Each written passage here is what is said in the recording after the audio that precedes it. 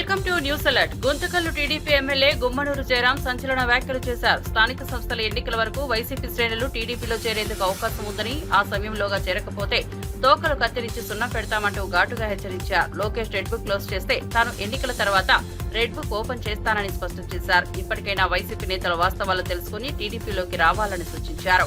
ప్రజలు తాము చేసే సేవలను గుర్తించి అధికారంలోకి తెచ్చారని, టీడీపీ నేతల పట్ల అసభ్యంగా ప్రవర్తించినా వారిని క్షమించబోమని గుమ్మనూరు హెచ్చరించారు. ఈ వ్యాఖ్యలు ఇప్పుడు రాజకీయంగా తీవ్ర చర్చనీయాంశంగా మారాయి.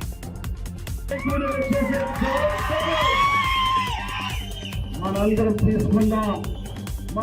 తీసుకుందాం. మీరందరూ కలిసిమెలిసి ఉండాలా. ఎవరికైనా సీట్ ఇస్తే నాడు ముందే పని చేయొద్దండి. ఈరోజు మన వాడు, మన సర్పంచ్ మన ఇంట్లో ఉంటే రేపు పొద్దున మనకు పని చేసేదానికి కూడా ధైర్యంగా ఉంటుంది. మన వాడిని ఈ స్థానిక సంస్థ ఎన్నికల్లో పోగొట్టుకుంటే మీకు మర్యాద లేదని చెప్పి మరొకసారి హెచ్చరిస్తున్నా. మీరందరూ కూడా ఈ కుళ్ళు కుతంత్రాల రాజకీయాలకు మీరు ఎవరు మాట వినతండి. నేను రాకున్నప్పుడు రౌడీ అన్నాడు, గుండె అన్నాడు, కూలికోడు అన్నాడు. మీరందరూ తెలుసు నేను రౌడీ కాదు. మా ప్రేమించే గుణము మా కొమ్మూరు చేయడానికి మీ అందరూ తెలిసిన విషయం. ఈ మాట ఎందుకంటే ఒక సంవత్సరం అయింది. ఈ రోజు వైఎస్ఆర్ కాంగ్రెస్ పార్టీ వాళ్ళు చేసేటట్టుకంటే మనం పెట్టింటే ఒక్కరు కూడా బయటికి వెళ్ళిపోతే వైఎస్ఆర్ మీరు ఇంట్లో కూర్చోబెట్టచ్చు. ఎందుకు? వారు కూడా పొద్దున్న తెలుసుకొని మన పార్టీకి చేసేందుకు పలికే రోజు వస్తుందని చెప్పేసి, కాబట్టి మనందరూ కూడా ఈ స్థానిక సంస్థల ఎన్నికల వరకు కూడా వాళ్ళకి టైం ఇస్తాం. బుద్ధి మార్చుకొని మా పార్టీలోకి వచ్చి మా పార్టీ తీర్థం తెచ్చుకొని మా ఆశీర్వాదం పొందితే కానీ లేదా రేపు స్థానిక సంస్థల ఎన్నికల్లో పలు ఊపితో మాత్రము కోట కత్తరించి సున్నమంటే మన లోకేష్ బాబు రెడ్డి బుక్ ఓపెన్ చేస్తాడేమో కానీ, క్లోజ్ చేస్తాడేమో కానీ, రేపు స్థానిక సంస్థల ఎన్నికలు అయిన తర్వాత రెడ్ బుక్ నేను ఓపెన్ చేస్తానని చెప్పేసి ఇది ఊరితో మాట కాదు. ఖచ్చితంగా మీ అందరూ కూడా ఇలాగే కసిగా ఉండాలా. రేపు రాబోయే ఎన్నికల్లో మీరందరూ కూడా కలిసిమెలిసి సర్పంచ్ పెట్టినా సర్పంచ్ గెలిపించుకుందాం, ఎంపీటీసీలు పెట్టా ఎంపీటీసీలు గెలిపించుకుందాం, జెడ్పీటీసీలు పెట్టా జెడ్పీటీసీలు గెలిపించుకుందాం. ఈ రోజు జెడ్పీటీసీ ఒక కాస్ట్ అయితే ఎంపీపీ ఒక కాస్ట్. మేము అందరూ మాటిస్తున్నా, ఎంపీపీ ఒక కాస్ట్ అయితే జెడ్పీటీసీ ఒక కాస్ట్.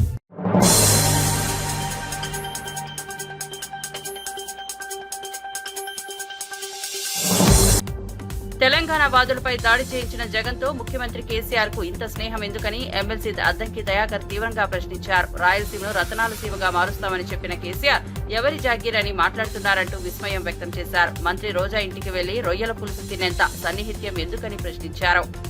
జగన్ చేస్తున్న తప్పులను హరీష్ రావు సమర్థించడమే కాకుండా ఇష్టం వచ్చినట్లు మాట్లాడుతుండడం బాధాకరమన్నారు. ప్రజా ప్రయోజనాల కంటే వ్యక్తిగత సంబంధాలు, రాజకీయ లాభాలే ప్రాధాన్యంగా మారాయని విమర్శించారు. ప్రజలే ఈ ద్వంద్వ వైఖరికి తగిన గుణపాఠం చెబుతారన్నారు. బనకచెర్ల ఇది ఒక సమస్యాత్మక అంశంగా, లేదంటే కాంగ్రెస్ పార్టీ ఏదో తప్పు చేస్తున్నట్టుగా బీఆర్ఎస్ తర్వాత ఇతర మిత్రులు మాట్లాడుతున్న వాటి విషయంలో స్పష్టత ఇచ్చేందుకు ఒక ప్రయత్నం మీ ద్వారా చేయాలనే ఉద్దేశం ఉంది. ప్రత్యేకించి హరీష్ రావు మాట్లాడుతున్న తీరు గమనిస్తున్నాం. నిన్న ఆయన మాట్లాడిన తీరు చూస్తే చేసేది తప్పు, దాన్ని సమర్థించుకోవడానికి ఇష్టం వచ్చినట్టుగా మాట్లాడుతున్నాడు. తర్వాత ముఖ్యమంత్రికి ఈరోజు బేసిన్ల మీద అవగాహన లేదనే ఒక పిచ్చికూతలు కూర్చున్న పరిస్థితి మనం గమనిస్తున్నాం. ముఖ్యమంత్రి అయ్య జాగిరా, లేదంటే ఆయన ఇష్టం వచ్చినట్టు చేయడానికి ఏంది, ఇదేమైనా రాజరికమా అంటే, మీరు బీఆర్ఎస్ నాయకులు, మీరు కేసీఆర్ తెలంగాణ మీ అయ్య జాగీరుగా అనుకొని చేసిండ్రా ఇవన్నీ కూడా? ఈరోజు కృష్ణాకు సంబంధించిన అంశంలో ఇష్టానుసారంగా రాయలసీమను రతనాల సీమగా చేసేందుకు కేసీఆర్ అయ్యజాగిరని చేయబోయింటారు. రోజా ఇంటికి వెళ్ళి రొయ్యల పులుసు తిని తెలంగాణ ముఖ్యమంత్రి అనుకున్నాడా, లేకపోతే రాయలసీమ ముఖ్యమంత్రి అనుకున్నాడా? జగన్ను పిలిచింది ఇక్కడికి 4 సార్లు ఏదో సమావేశమైంది. వాళ్ళు జగన్ను తెలంగాణకు వ్యతిరేకంగా అన్ని పార్టీలు తెలంగాణకు అనుకూలంగా ఉంటే తెలంగాణకు వ్యతిరేకంగా ఎల్బీ స్టేడియంలో మీటింగ్ పెట్టి తెలంగాణ వాదుల మీద దాడులు చేసిన సంస్కృతి ఉన్నది. మరి జగన్తో ఈ దోస్తాన్ ఎక్కడుండే మీకంతా? ఎందుకు ఆ స్థితికి దిగజారిండ్రు? తెలంగాణ ఇవాళ ప్రజలు అఫ్కోర్స్ మేము తెలంగాణ ఇచ్చినామన్నా, తెలంగాణ తెచ్చినామని మీరంటే ఒకసారి పొరపాటున మీకు అధికారం ఇస్తే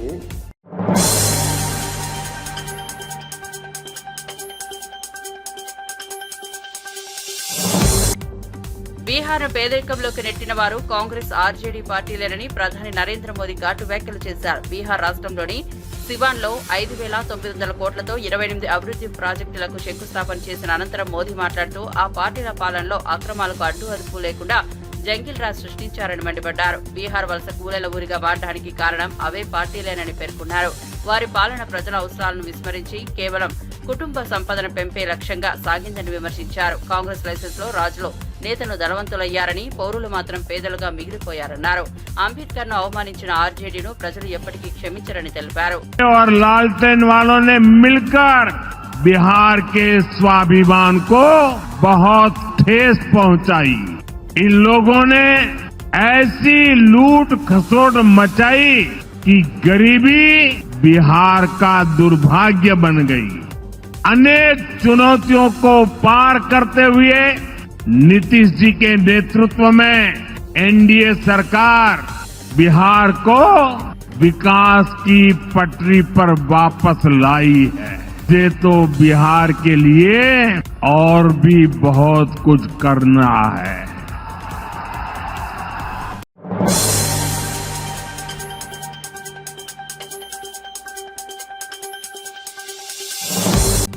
తెలంగాణ ముఖ్యమంత్రి రేవంత్ రెడ్డిపై బీఆర్ఎస్ మాజీ ఎమ్మెల్యే జీవన్ రెడ్డి తీవ్ర స్థాయిలో విమర్శలు గుప్పించారు. రేవంత్ రెడ్డి గొరవింద గింజలా ప్రవర్తిస్తున్నారని, దొంగే దొంగ అని అరిచే తీరుగా ఆయన తీరు మారిందన్నారు. హామీల అమలులో విఫలమై ప్రజలను మోసం చేస్తున్న రేవంత్ ను రేవంత్ రెడ్డిగా ఎద్దేవా చేశారు. కేసీఆర్ హయాంలో RRR స్కీమ్స్ అంటే రైతు బంధు, రైతు రుణమాఫీ, రైతు బీమా అంటే రేవంత్ హయాంలో RRR స్కామ్స్ అంటే రేవంత్ రెడ్డి, రాహుల్ గాంధీ, రంజిత్ రెడ్డిల అవినీతి దందాలని ఆరోపించారు. అవినీతితో వసూలైన డబ్బు రాహుల్ గాంధీకి వెళ్తోందని మండిపడ్డారు. మీరందరూ స్పందించి మాట్లాడాలా. ఇది వాస్తవమా కాదా? వైట్ కలర్ క్రైమ్ చేసింది రంజిత్ రెడ్డి వాస్తవమా కాదా? లియోనియా రిసార్ట్ కొన్నది వాస్తవమా కాదా? ఒకవేళ మాట్లాడకపోతే మీకు కూడా పంపకాలు జరిగినాయని చెప్పి మేము భావిస్తాము. ఈ 10,000 కోట్ల స్కాము మీరు రిజర్వ్ బ్యాంక్ ఆఫ్ ఇండియా నుంచి పడితే బ్యాంకులు కూడా ఎంత ఘోరం అంటే ఈ స్కామ్లో రిటర్న్ తీసుకున్నది, బ్యాంకులు రిటర్న్ తీసుకున్నది 12%. ఆ మీడియా మిత్రులకు అది కూడా చెప్తా. బ్యాంక్ ఆఫ్ బరోడా 100% 606 కోట్ల 45 లక్షలు ఇస్తే 606 కోట్లు ఇస్తే తీసుకున్నది 13%. అంటే ఒక 60 కోట్లు తీసుకుంటారు. మళ్ళీ వాళ్ళే లోన్లు ఇస్తున్నారు. మీరు మీడియా మిత్రులు మంచిగా అర్థం చేసుకోవాలి. ఇక్కడ యూనియన్ బ్యాంక్ వాడికి 13% వచ్చింది, యూనియన్ బ్యాంక్ ఆఫ్ ఇండియాకు 13%. 100 రూపాయలు ఇస్తే 13 రూపాయలు వస్తుంది వాపస్. మళ్ళీ దీని మీద లోన్ తీసుకుంటారు, మళ్ళీ దాన్ని వేరేడికి అమ్మి 10,000 కోట్లు అప్పనంగా సంపాదిస్తారు. ఇది వైట్ కలర్ క్రైమ్. ఇది కింది దాకా అర్థమే కాదు చెప్తే, మాకు అర్థం కానీ 2-3 రోజులు పడుతుంది. ఇది దీంట్లో బ్యాంక్ ఆఫ్ ఇండియాకి 13%, ఇండియన్ ఓవర్సీస్ బ్యాంకు 13%. 100 రూపాయలు ఇస్తే 13% వాపసు తీసుకున్నట్టు. ఇది ఎక్కడి న్యాయం? మరి దీని మీద నీరవ్ మోడీకి, విజయ్ మాల్యాకు ఇంకా వైట్ కలర్ క్రైమ్స్ లక్షల కోట్లు చేసిన ఎట్లయితే వాళ్ళని జైళ్ళలో పెట్టి బయట దేశాలకు వారిపోయి వీళ్ళు కూడా వీళ్ళని పట్టుకోవాలా. కేంద్ర సంస్థలు రావాలి, అది ఈడీ కానీ సిబిఐ కానీ సీరియస్ ఫ్రాడ్ ఇన్వెస్టిగేషన్ కానీ, ఎందుకంటే 5,000 కోట్లకు దాటింది కాబట్టి సీరియస్ ఫ్రాడ్ ఇన్వెస్టిగేషన్ కూడా ఇన్వాల్వ్ అవుతుంది దీంట్లో. ఇక్కడ లోకల్లో కూడా ముఖ్యమంత్రి గారు నేను మాట్లాడినా కదా, ఇది తప్పైతే ఒకవేళ తప్పైతే నన్ను శిక్ష ఇవ్వమని నేనే అడుగుతూ ఉన్నా. తప్పు కాకపోతే మరి విచారణ చేపట్టాలి ప్రభుత్వం కూడా. ప్రజల సొమ్ము కదా బ్యాంకులు అంటే అని చెప్పి నేను ఈ రాష్ట్ర ముఖ్యమంత్రిని డిమాండ్ చేస్తున్నా. బీజేపీ కేంద్ర మంత్రులను, మోడీ గారు, అమిత్ షా గారు కూడా మరి నిఘా సంస్థలను పంపాలా, ఈ లెక్క వేయాలా, మా మీద నిందలు బంద్ చేసుకోవాలని చెప్పి డిమాండ్ చేస్తున్నాం. మీ జెండా రంగు కూడా మార్చుకోండి. ఈ దొంగల పార్టీకి ఆ జెండా రంగు ఎందుకండి? జాతీయ పార్టీ జెండా, జాతీయ పార్టీ కలర్లు ఈ దొంగల పార్టీకి ఎందుకు? కాంగ్రెస్ పార్టీకి ఈ 3 రంగులు. అందుకోసం అంటున్నాం చెప్పినాం కాంగ్రెస్ అంటేనే అవినీతి, అరాచకాలు, అబద్ధాలతో కట్టిన 3 రంగుల టవర్ అని చెప్పినాం. ఆ టవర్ని తెలంగాణ రాష్ట్రంలో కూల్చేస్తాం మేము, దాని జెండా లేకుండా చేస్తాం, వాళ్ళకి దిక్కు లేకుండా చేస్తాం, వాళ్ళకి డిపాజిట్లు కూడా రావని చెప్పి సందర్భంగా తెలియజేస్తున్నాం. ఖచ్చితంగా మరి కేంద్ర నిఘా సంస్థ లాంటి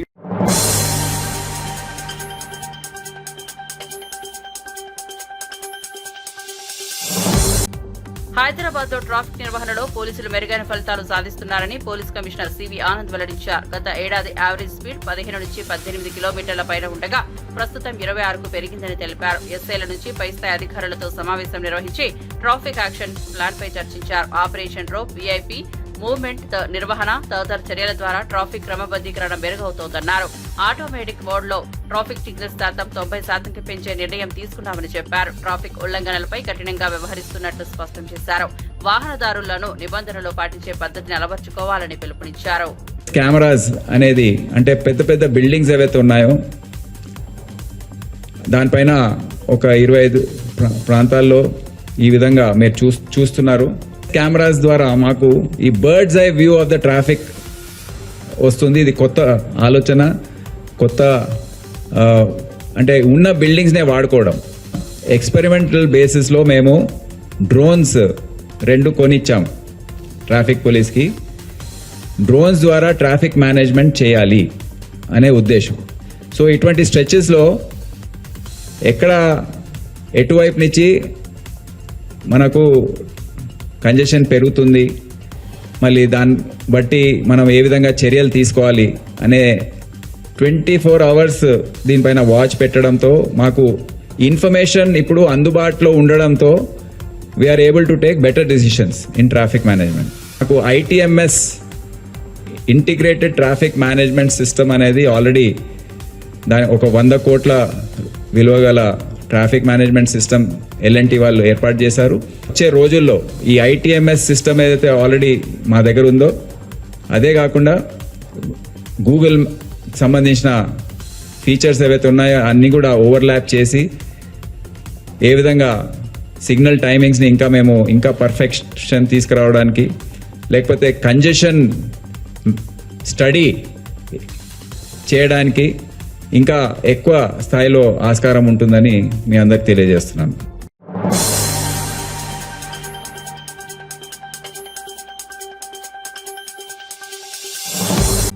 కాళేశ్వరం ప్రాజెక్టుపై సిపిఐ రాష్ట్ర కార్యదర్శి కూనంనేని సాంబశివరావు కీలక వ్యాఖ్యలు చేశారు. మేడిగడ్డ, అన్నారం, సుందిల బ్యారేజీల రిపేర్లకు 20,000 కోట్లు ఖర్చవుతుందని, వరద ఉధృతి వల్ల భవిష్యత్తులో మరోసారి ఇవి నాశనం కావచ్చని నిపుణుల అభిప్రాయాన్ని ప్రస్తావించారు. వాటికి బదులుగా 3 ప్రాజెక్టులను పూర్తిగా తొలగించి అందులోని పంపులనే వాడుతూ ప్రాణహిత ప్రాజెక్టును పూర్తి చేసే చాలని సూచించారు. ఇది తక్కువ ఖర్చుతో సాధ్యమవుతుందని, పెద్ద మొత్తంలో నష్టాన్ని నివారించవచ్చని తెలిపారు. తెలంగాణ ప్రభుత్వం నీటి ప్రణాళికపై సమీక్షించి పరివాహక ప్రాంతాల వారీగా నిబంధనల మేరకు వాటా కేటాయించాలని కోరారు. ఏపీ సీఎం చంద్రబాబు తెలంగాణను సంప్రదించకుండా బనకచెర్ల లింక్ ప్రాజెక్టు చేపట్టడం సరికాదని, ఆ ప్రాజెక్టును తక్షణమే ఆపాలని డిమాండ్ చేశారు. ఈ ప్రభుత్వం మధ్యవర్తులు కూర్చోబెట్టుకోండి, నిపుణులు కూర్చోబెట్టుకోండి, సలహాలు తీసుకోండి. మొత్తంగా వృధా అయ్యే నీళ్ళన్నింటినీ కూడా వృధా కాకుండా మీ వల్ల మీకు ఎంత తీసుకోండి. తెలంగాణకి ఎంత వచ్చి అంత. కానీ నువ్వు నేను నిర్ణయించేది కాదు, చంద్రబాబు గారు రేవంత్ రెడ్డి నిర్ణయించేది కాదు. అనేక మంది అన్ని పార్టీలు తీసుకోవాలి, అన్ని రకాల జల నిపుణులు తీసుకోవాలి, ప్రభుత్వం వాళ్ళు కూర్చోవాలి. అదే బహుముఖ విజ్ఞానవంతుల్ని, మేధావుల్ని గెలిచి నిర్ణయం చేయాలి. అలా చేయకపోతే దొంగలు వస్తానే ఉంటాయి.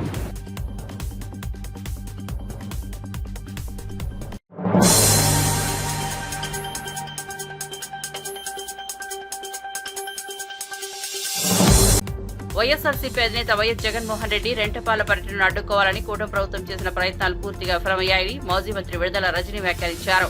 ఆమె మీడియాతో మాట్లాడుతూ కూటమి ఒత్తిళ్లతో పోలీసులు ఎన్నో ఆంక్షలు విధించినప్పటికీ ప్రజలు జగన్ కు అపూర్వ స్వాగతం పలికారని తెలిపారు. వైఎస్ఆర్సీపీ శ్రేణులపై పోలీసుల బెదిరింపులు జరుగుతున్నా వారెవరూ భయపడరన్నారు.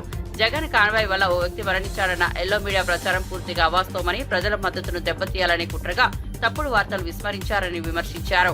వైఎస్ జగన్ అంటే నమ్మకం, చంద్రబాబు అంటే మోసం అనే అభిప్రాయం ప్రజలలో స్పష్టంగా కనిపిస్తోందని రజని చెప్పారు. Jagananna is a crowd puller. Jagananna అంటే ఎంత అడ్డం పడ్డారో ఆ అడ్డాలన్నీ కూడా తొలగించుకొని చుట్టూరా ఇక్కడ పడితే అక్కడ బార్కేడింగ్స్ పెట్టారు. ఆ బార్కేడ్లు కూడా లెక్క చేయకుండా పొలాల్లోంచి, ఇంకా చాలా మంది విజువల్స్ సోషల్ మీడియాలో కానీ చాలా మందికి కూడా తెలుసు, పొలాల్లోంచి ఎక్కడ దారి లేకపోయినా ఏదో ఒక దారి వాళ్ళు చూసుకొని న్యాచురల్, కనీసం ఆ ప్రోగ్రాంలో మంచి నీళ్లు కూడా లేనటువంటి పరిస్థితులు, ఏ షాప్ కూడా ఓపెన్ చేయలేదు. పొద్దు నుంచి జనం అంతే కూర్చొని ఉన్నారు. అంత పెద్ద ఎత్తున మీరు రెస్ట్రిక్ట్ చేసినా కూడా ఎక్కడ ఎవరు దేనికి ఆశిస్తారు. 9:35 నిమిషాలకి అక్కడ తాడేపల్లి నివాసం నుంచి జగన్మోహన్ రెడ్డి గారు బయలుదేరిన దగ్గర నుంచి ఇక్కడికి ప్రతి అన్న, ప్రతి అక్క, ప్రతి చెల్లెమ్మ వచ్చి జగన్మోహన్ రెడ్డి గారిని దగ్గరగా చూసుకొని ఈ ఒక విధంగా వారికి భరోసానిస్తూ ఆయన దగ్గరగా చూస్తూ ఆనందం పొందుతున్నటువంటి జనాన్ని మనం చూసాం. అన్ని విజువల్స్ అన్ని అవైలబుల్గా ఉన్నాయి, అన్ని సీసీ ఫుటేజెస్ దొరుకుతుంది. పోలీసులు కూడా ఉన్నారు కదా అక్కడ ఇక్కడ. పోలీసులు వచ్చేటువంటి జనాన్ని ఆపుతూ వాళ్ళని అవసరమైతే కొట్టడానికి కూడా సిద్ధమయ్యి వాళ్ళని దగ్గరగా రాకుండా చెదరగొట్టే ప్రయత్నంలో పోలీసులు కూడా ఉన్నారు కదా, వాళ్ళకు కూడా తెలుసు కదా. ఇట్లా జగన్మోహన్ రెడ్డి గారి టూర్ సాగితే మరి అందులో స్వయంగా గుంటూరు జిల్లా ఎస్పీ వారి యొక్క ప్రకటనలో స్పష్టంగా ఇచ్చారు. ఏదో ఒక ప్రైవేట్ వెహికల్ ఢీకొని సింగయ్య అనేటువంటి పెద్ద ఆయన డెత్కి గురయ్యారు అని చెప్పి స్వయంగా గుంటూరు జిల్లా ఎస్పీ ఆ వెహికల్ నంబర్తో సహా వారి యొక్క ప్రకటనలో స్పష్టతనిచ్చారు. అయినా కూడా దాన్ని జగన్మోహన్ రెడ్డి గారికి ఆయన టూర్కి అంటగట్టడం బాధాకరం. అప్పటికీ కూడా బాధ్యత గల వ్యక్తులుగా అక్కడున్నటువంటి మా గుంటూరు జిల్లాలో ఉన్నటువంటి నాయకులు, ఆ కాన్స్టిట్యున్సీ పెద్దపాడికి సంబంధించినటువంటి ఇన్ఛార్జీలు వారి దగ్గరికి వెళ్ళి ఈరోజు ఫినాన్షియల్ అసిస్టెన్స్ కూడా ఇచ్చి ఆ కుటుంబానికి అండగా ఉన్నారు. ఆ బాధ్యత మేము తీసుకున్నాం.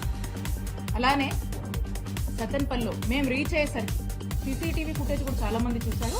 అక్కడ ఒక యువకుడు 27 ఇయర్స్ సంబంధించినటువంటి ఆ యువకుడుకు సంబంధించి అతను ఒక షాప్ కింద అక్కడ కూర్చొని తనకి ఊపిరాడక కొంచెం బ్రీతింగ్ ప్రాబ్లం అయ్యి హార్ట్ అరెస్ట్ అయిపోయి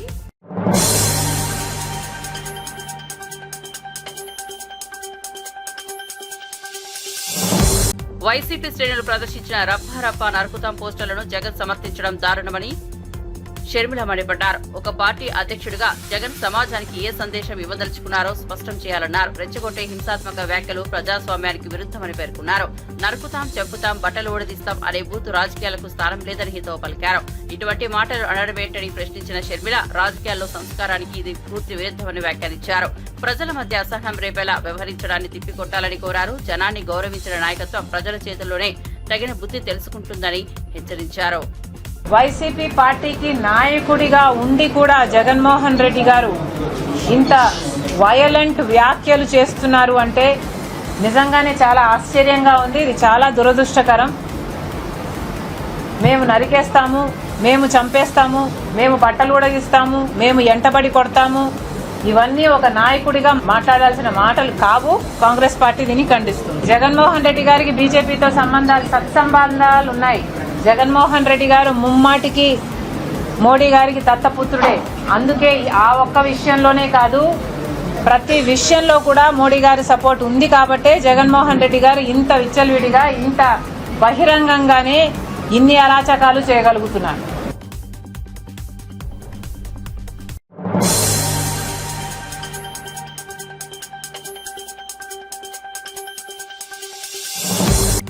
వైఎస్ జగన్మోహన్ రెడ్డి భూమి మీద లేకుండా చేయాలని కూటమి ప్రభుత్వం కుట్ర చేస్తోందని వైఎస్ఆర్సీపీ అధికార ప్రతినిధి కారుమూరు వెంకటరెడ్డి తీవ్ర ఆవేదన వ్యక్తం చేశారు. చంద్రబాబు నాయుడు చేసిన జగన్ భూస్థాపితం చేస్తాం అనే వ్యాఖ్యలు ఈ అనుమానాలకు మరింత బలం చేకూరుస్తున్నాయని చెప్పారు. కూటమి నేతల మాటలన్నీ ఒక లక్ష్యంతోనే వస్తున్నాయని, జగన్ కు ప్రాణహాని తప్పదనే సంకేతాలు స్పష్టంగా కనిపిస్తున్నాయని పేర్కొన్నారు. ప్రజల ఆమోదంతో వచ్చే అధికారంలో ఉన్న నాయకుడిపై ఇలా ప్రవర్తించడం పూర్తిగా అన్యాయమని అన్నారు.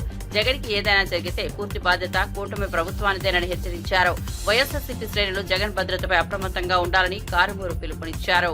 కుట్రలు జరుగుతా ఉన్నాయా? ఈ విధంగా జగన్మోహన్ రెడ్డి గారు లేకపోతే వీళ్ళ ఆటలే వీళ్ళ ఇష్టం వచ్చినట్టుగా సాగుతాయి కదా, ఇంకా ఈ రాష్ట్రంలో ప్రశ్నించే గొంతు ఉండదు కదా అనేటటువంటి ఆలోచనకి ఏమన్నా తెరలేపారా అనేది ఈ రోజు ప్రజలందరిలో వినిపిస్తున్నటువంటి అనుమానాలు. ఎందుకంటే సాక్షాత్తు ప్రస్తుత స్పీకర్ గా ఉన్నటువంటి అయ్యన్న పాత్రుడు గారు ఆయన జగన్మోహన్ రెడ్డిని లేపేస్తే అంటే ఆయన లేకుండా పోతే శాశ్వతంగా ఆయన లేకపోతే ఈ పార్టీ ఉండదు, లేదా అప్పుడు దాకా ఈ పార్టీకి ఏం కాదని చెప్పి ఆయన మాట్లాడినటువంటి మాటలు. ఎందుకంటే మొన్న ఒక జగన్మోహన్ రెడ్డి గారి పర్యటనలో ఏదైతే ఒక ఫ్లెక్స్ ఒక అతను ప్రదర్శిస్తే దాని మీద ఈ కూటమి ప్రభుత్వం మొత్తం రాద్ధాంతం చేస్తూ దాన్ని జగన్మోహన్ రెడ్డి గారిని ఆ కుట్రలోకి వేసేసి ఎవరో జగన్మోహన్ రెడ్డి గారిని ఏదేదో చేశారు అని చెప్పి అలా ఏమన్నా చేయడానికి ప్రయత్నిస్తుందా అనేది ఈ రోజు బుచ్చి చౌదరి గారి మాటల్ని బట్టి అనుమానాలు కలుగుతా ఉన్నాయి. ఎందుకంటే జగన్మోహన్ రెడ్డి గారు నిన్న 2 గంటల పాటు సుదీర్ఘమైనటువంటి ప్రెస్ మీట్ పెట్టి ఈ రాష్ట్రంలో జరుగుతున్నటువంటి దమన కాండ మీద, ఈ రాష్ట్రంలో జరిగినటువంటి అత్యాచారాల మీద, ఈ సంవత్సర కాలంలో జరిగినటువంటి అత్యాచార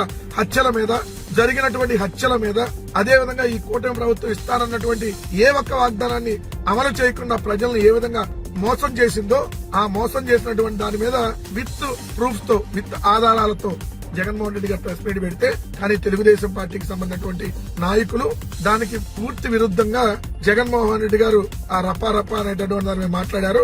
సో ఇన్ని జగన్మోహన్ రెడ్డి గారిని అసలు ఇక్కడ లేకుండా చేయాలి అనే విధంగా వాళ్ళు ఒక్కొక్కరు వచ్చి ప్రెస్ మీట్ పెడుతున్నారంటేనే జగన్మోహన్ రెడ్డి గారి మీద ఏదైతే వీళ్ళు ఏదన్నా దాడులు చేయించి జగన్మోహన్ రెడ్డి గారిని ఇక్కడ లేకుండా చేయాలనేటటువంటి ఒక బలమైనటువంటి కుట్రకి తెరలేపారు అనేటటువంటి అనుమానాలు ఈ రోజు కలుగుతా ఉన్నాయి. అర్జెంట్ గా గోరంట్ల బుచ్చే చౌదరి గారిని మీద కేసు పెట్టి ఆయన అరెస్ట్ చేసి విచారించాలి, లేదంటే ఈ అనుమానాలు ఇంకా బలపడతాయి. ఎందుకంటే ఈ రాష్ట్ర ప్రతిపక్ష నాయకుడు మాజీ ముఖ్యమంత్రి జగన్మోహన్ రెడ్డి గారు లేకపోతే వీళ్ళ ఆటలకు ఇష్టారేజ్గా చెలరేగుతారు కాబట్టి, సో ఆయన లేకుండా చేయాలనేటటువంటి ఓ కుట్రకి వీళ్ళు తెరలేపారు అనేది స్పష్టంగా కనపడతా ఉంది. ఎందుకంటే నిజంగా వాళ్ళు ప్రెస్ మీట్ దేని మీద పెట్టాలి, నిజంగా జగన్మోహన్ రెడ్డి గారు చెప్పినటువంటి ఆధారాలతో సంబంధించినటువంటి లెక్కల మీద పెట్టాలి.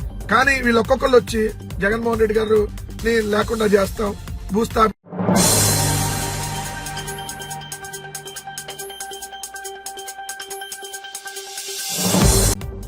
టీడీపీ ఎమ్మెల్యే బుచ్చే చౌదరి చేసిన అనుచిత వ్యాఖ్యలపై వైఎస్ఆర్సీపీ నేత మాజీ మంత్రి సాకే శైలజానాథ్ తీవ్రంగా స్పందించారు. తాడేపల్లిలోని పార్టీ కేంద్ర కార్యాలయంలో మీడియాతో మాట్లాడిన శైలజ వయసుకు తగ్గట్టుగా మాట్లాడినట్టు బుచ్చే చౌదరిని తీవ్రంగా మండిపడ్డారు.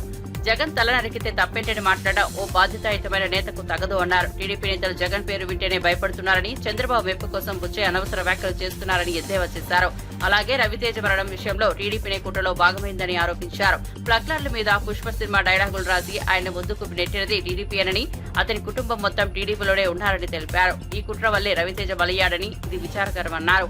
టీడీపీ తతంగాలకు ప్రజలు సమాధానం చెబుతారంటూ శైలజానాథ్ హెచ్చరించారు. మోసం చేద్దాం ఆలోచన రాదా, పథకాలు ఇమ్మంటే మోసం చేస్తారు, మభ్యపుచ్చుతారు. చివరికి జగన్మోహన్ రెడ్డి గారి ఆదరణను చూడలేక, ఆయనకున్న ప్రజల యొక్క ఆ మద్దతును చూడలేక మీరు ఆఖరిగా మీ అబ్బాయిని పంపించారు కదా. నేను ఈ అబ్బాయిని చూసి జాలిపడతా ఉన్నా. నేను మీ యొక్క కుట్రలో భాగమయ్యాడు ఈ అబ్బాయి అని. మీ సభ్యుడు ఓన్లీ ఆ అబ్బాయి కాదని మీరు మాట్లాడతారా?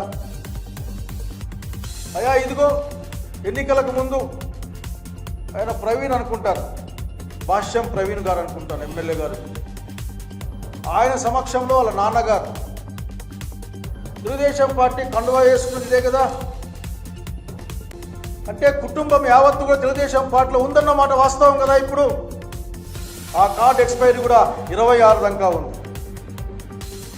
కుట్ర మీ దగ్గర నుంచి మొదలైందని నేనంటే ఏం సమాధానం చెప్తారు మీరు? కుట్ర ఆఫీసులో తయారు చేయబడిందంటే ఏ సమాధానం చెప్తారు మీరు? ఎందుకు అనుమానం? అట్లా పేపర్లు అట్లున్నాయి, ఉన్న సాక్ష్యాలు అట్లున్నాయి, చూపిస్తారు, మీరు ప్రచారం చేస్తారు, మళ్ళీ పైగా మీరు ప్రతి ఒక్కరూ మాట్లాడే ప్రయత్నం చేస్తారు. రాష్ట్ర వ్యాప్తంగా పాల్గొన్న తర్వాత మీ భవిష్యత్ రాజకీయాలకి ఏమైపోతాయో అన్న భయం మీ దగ్గరికి వచ్చింది. ఇవన్నీ అక్కడి నుంచి వచ్చినవే కదా. దేనికైనా సమాజం ఇప్పుడు మాట్లాడే అనేక మంది మంత్రులు, అనేక మంది ఒక్క సమస్యకైనా సమాధానం చెప్పారా? రైతులకి కష్టం వస్తే సమాధానం చెప్పారా? లేక మహిళలకు కష్టం వస్తే సమాధానం చెప్పారా? లేక ప్రైవేట్ మెడికల్ కాలేజీలకు అమ్ముకోవాలి సిద్ధంగా ఉంటే ప్రభుత్వాన్ని అమ్మకూడదని మీరేమన్నా గవర్నమెంట్ కాలేజీలు గవర్నమెంట్లో ఉండాలని చెప్పడానికి మీరేమన్నా ముందుకొచ్చారా? 1,50,000 కోట్ల రూపాయలు అప్పు చేసే చంద్రబాబు నాయుడు గారు ఇది ప్రజల డబ్బు, ఇది ప్రజల కోసం వెళ్ళాలని చెప్పడానికి మీరు ముందుకొచ్చారా? మీ నోట్ల నుంచి మాట్లాడదాం. చూడండి, కొద్దిమంది చాలా అప్పుడప్పుడు వచ్చి మాట్లాడతారు.